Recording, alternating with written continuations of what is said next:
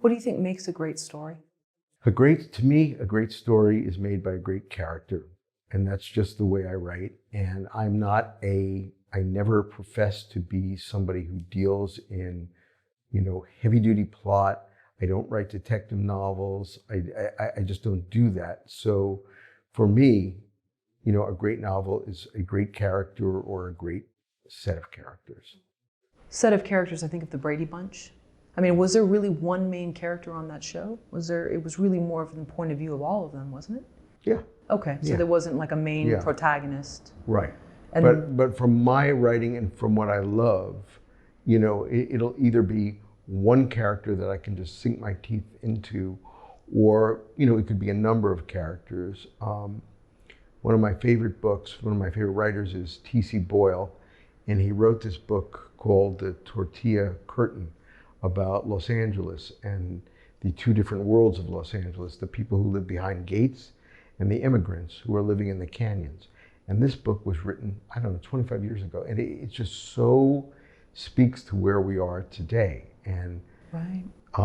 So the Mexican, there's a Mexican main character who's just trying to make a living, and then there are the rich people up the hill, and all of these characters are extremely well drawn, and the situation is just, it speaks to, where we are today. It's just an amazing book. Well, you think about Chavez Ravine back in the day, Yes. and there's some similarities to maybe they're not dragging people out as they Right. did at that time, but it's not too far from it in some ways to try to make it. Now, you wrote in one of your books about someone that goes to work for his real estate developer father. Correct. Yeah. And is sort of, it's this very manicured, in Arizona with Right. fresh lakes brought in and Correct. things like that. So what is it about that sort of looking at this idyllic American life versus that creative longing that attracts you? That idyllic American life was interesting to me because it was fake.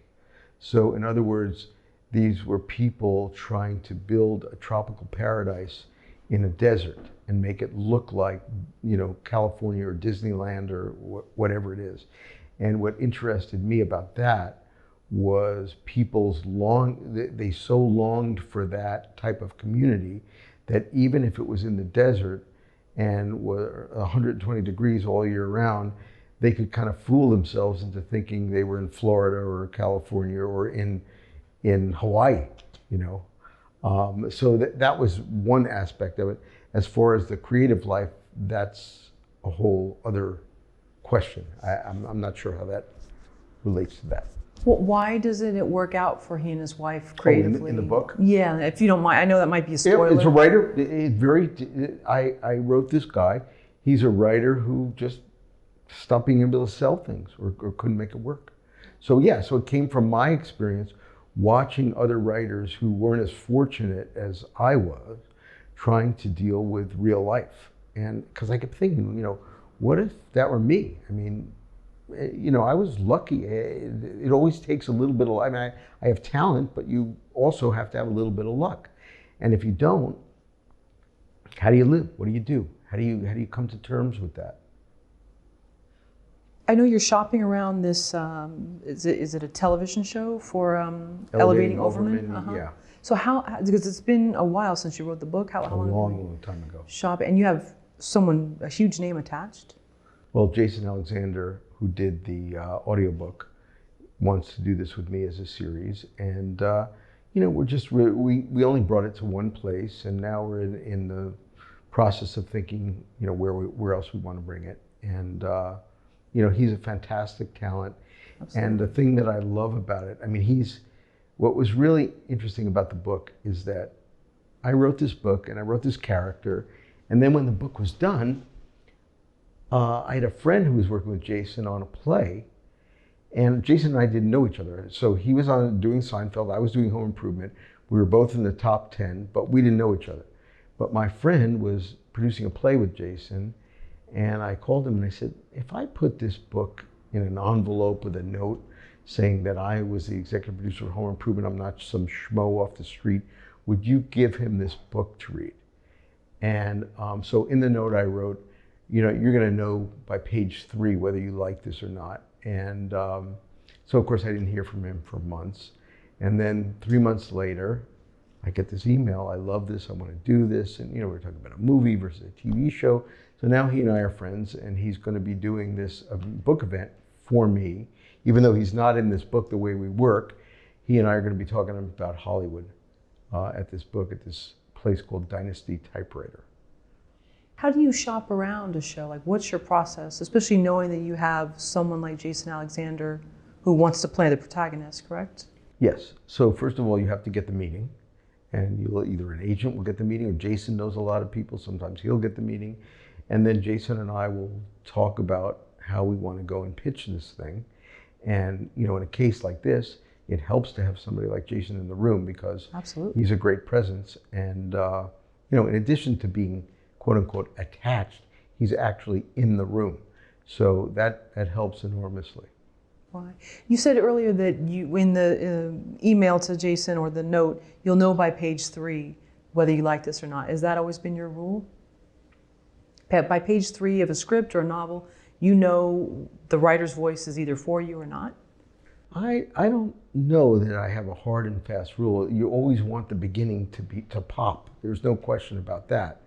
But what I felt in terms of Elevating Overman was that this character made itself known by page 3, and that he, reading this character, would know right away. He'd know whether he liked the writing, because the writing was certainly distinctive to the way I write, and he would know the character well enough to know if that was something that he felt, intrigued him.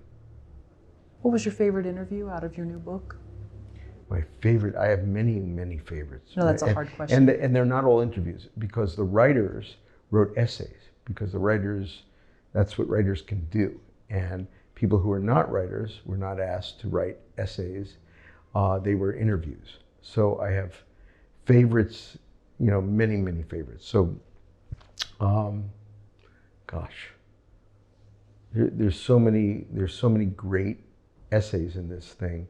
I have an essay by a screenwriter named David Kukoff, who writes about writing for Hollywood when all they wanted was high concept.